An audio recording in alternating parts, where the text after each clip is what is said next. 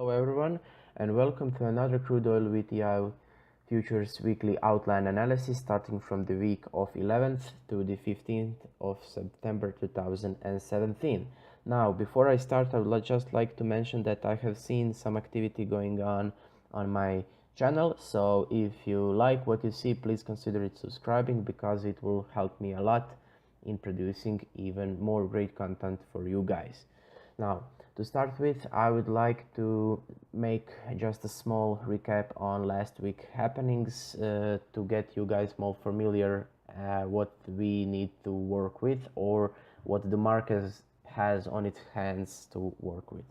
Now, on Monday, the US markets remained closed and it was shown as in the market performance. As you can see, the trading range was ultimately low. I believe it was below 80 pips, which is for this kind of market when we have a lot of speculators and a lot of implications from the news, from the weather, from the hurricane. It is really a bit low, but nevertheless it was a good day to take off the markets and to expand your weekend. Now, over on Tuesday, as you can see by this green line, the refineries came out with the report. The refineries from Gulf of Mexico came out with the report that they will reopen sooner than it was supposed to happen. And this news speculators took really well, exceptionally well actually. And as you can see, this was almost 150 pips movement, and the market gained 3% in price.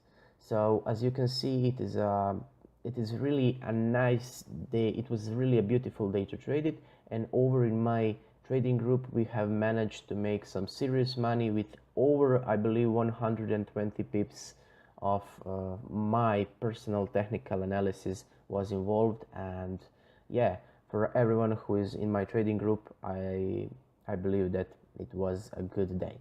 Now over on Wednesday and Thursday, when the API and the EEA report was coming up, as you can see, it is a high stress area and the candles seems really skinny with a big ticks on each side of them. And when you see the market reacting like this, it is really not so, it's really nothing to be happy about. And why I say that, because when you see something like this, it means that something will soon blow up, or the market is waiting to see some new parameters. And as you can see right here, the EA news came out, or the AP news came out, but you cannot see and cannot establish the right moment and the right trend that the report will eventually move, and eventually what the usual report brings into the market.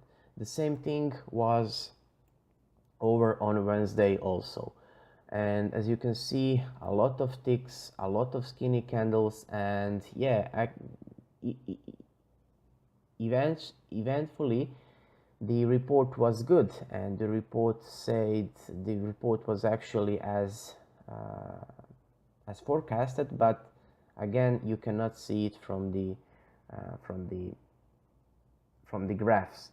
Although we have managed to make these 2 days good for us, again in my trading group where I do my personal technical analysis with entry, exit points, support levels, resistance levels, and etc. It was a good trading day for us, but it was not good trading day for market, because when you see stuff like this, it means that market will not go anywhere and that it really has a digestion problem. That brings us to Friday, and Friday was really another great day to trade, although it came a bit late. I need to say late in the US trading session. Still, the negative 3.14% of bear movement was recorded, And yeah, firstly, because of the, again, fears from the hurricane Irma coming to the Florida and coming to the America. Yeah, it was just nothing. It was just nothing that speculators and investors would appreciate, and they also took some time to rebalance their long positions. As we can see, back again from from start of the week to the end of the week, we were practically over in the same place. So yeah, we have some nice arch, but the price really did not move anywhere significantly. And this is the consequences of the weather establishment, of the Hurricane Harvey situation, the Hurricane Irma situation, a lot of speculators in the market, and also that I wanted to say, the investors, the oil mayors in this industry rebalancing their positions right on the market. Now, regarding trading week that is in front of us, that is ahead of us, we really need to understand what we have to work with in order to predict the price movements of oil for the next week. I believe that the oil movements will remain bearish, at least on Monday, and possibly with a great chance of possibility as far as I know, because the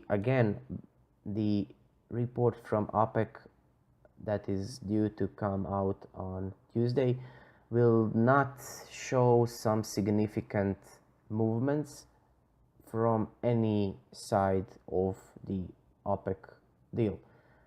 Even from the compliance levels, even from the import-export numbers, or basically anything that is significant, I'm not seeing.